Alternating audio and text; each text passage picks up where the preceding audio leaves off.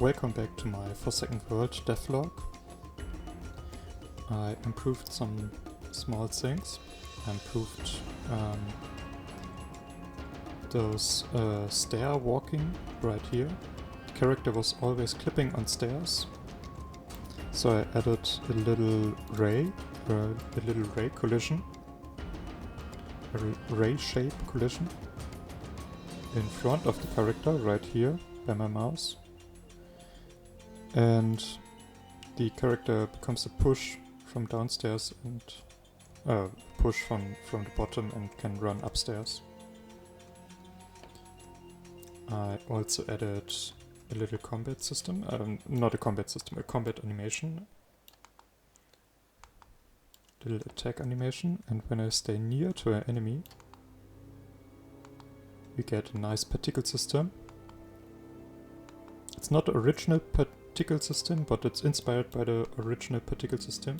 You always you have by every enemy, when you have an ice enemy you get an ice particle system. When you get a physic enemy you get this particle system. When you get a physic mob you get this particle animation, or a particle animation like this. When you have an ice mob, then you get ice blocks around the character and stuff like this. So you have for every element your own particle system. I don't have a jump animation. Ah, sad. Yeah, but yeah, small improvements. Nice. My first particle system, my first state machine with animation trees. Haha, it's working. Nice. I also have a nice navigation system with point and click. Moment. For example, I don't know if I will let it in the game like this, in the final game, but if you stay in front of this gun and want to go behind the guns, right here from my mouse, the character is walking around the guns. Normally the character would stupid run in front the guns and stupidly run forward. But I think it's better like that. I think maybe I set it back to stupid run forward, but because stupid run forward also have benefits. I don't know, but this is nice. I can also run from each position to the hill village. I add a little UI. I can run to this coordinates on the hill village. Oh, I also added a water shader. Hey! There is floating water. No?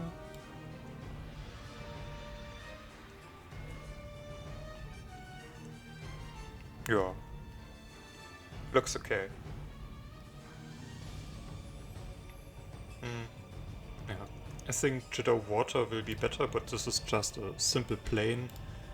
Like in the original game, it's always just a plane with a water shader on it. You can't go into the water, you just see the top of the water. Yeah, but it's nice. Little improvements. What I want to show is this. We can just navigate from here, from this mesh, to the hill village. And we can even run to the hill village if we are not, if we are not on the navigation system. This is nice. So I will show it later. When we are on a point that it's not on the navigation system, I can demonstrate it. Yeah, I have a clipping camera. Okay. Yeah.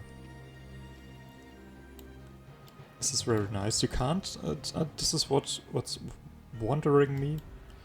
You can't point and click on the navigation system. when you're not on a navigation system, but you can click with those coordinates on the on the navigation system, and the character is walking to this point when he's not on a navigation system. So complicated. Okay. Yeah. I also have to delete, or had to delete, the grass because it is destroying the navigation mesh. The navigation system sees the grass as a mesh and it is working like those pillars. When those white blanket pillars in the city are in the way of the navigation system, or those pillars right here by my mouse are in the way of the navigation system, then you don't walk. Or here the fence, if it's in the way of the navigation system and it's in the same node, when it's in the navigation, tons of assets. When it's in the navigation region node, and those meshes in the navigation region node, then you can't, or you will walk around those mesh. Or the terrain won't paint navigation region on this area. Yeah, so the grass is also a mesh, and I can't. Yeah, I paint the grass directly in the terrain 3D node, and the terrain 3D node, it's in the navigation region mesh. So the grass is automatically also in this navigation region mesh, and yeah. So it's a mesh, and the character won't walk around the grass. Will walk around the grass. Yeah. Stupid, but yeah. Okay, so I have to paint first the navigation region. I have to finish this. It looks like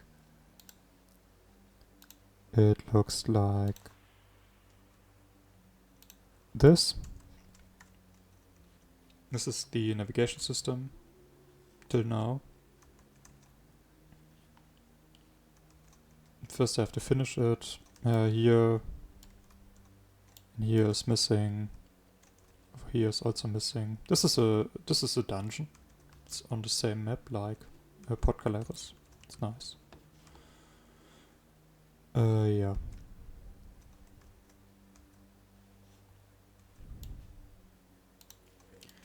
So yeah, delete the grass and paint it new. I will show you some pictures of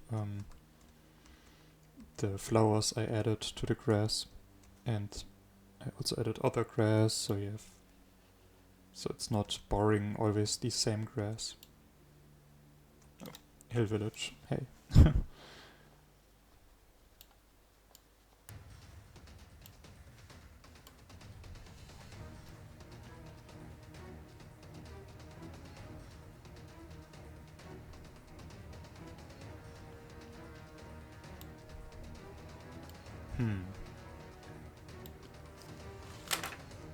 Did I say that I also get new assets from PV Master?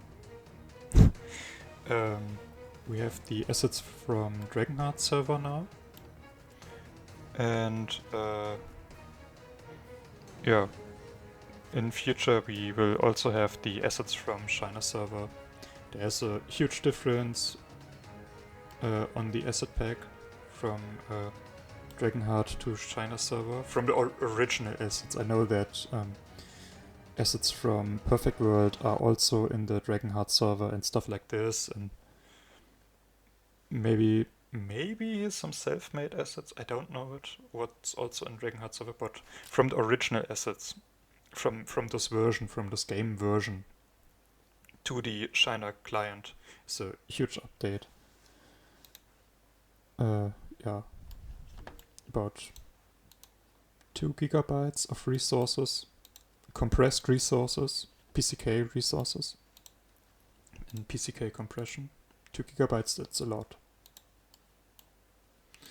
Yeah, there are also some more maps in the Shiner server. I see there are 5 new maps in the Shiner server. And I also found unused maps in the Dragonheart client. I found a nice dungeon with a dragon. So everybody is knowing, everybody who played for Second World is knowing the Dragon Tower 1, 2, and 3. And I will add these this dragon from those unused assets in Dragon Tower. So maybe the dragon is eating the tank and you see the dragon from inside, or the tank is seeing the dragon from inside and have to, I don't know, be spit out from the dragon. Let's see. Funny stuff. Yeah. Okay, that's it for now. Thanks for watching. Subscribe.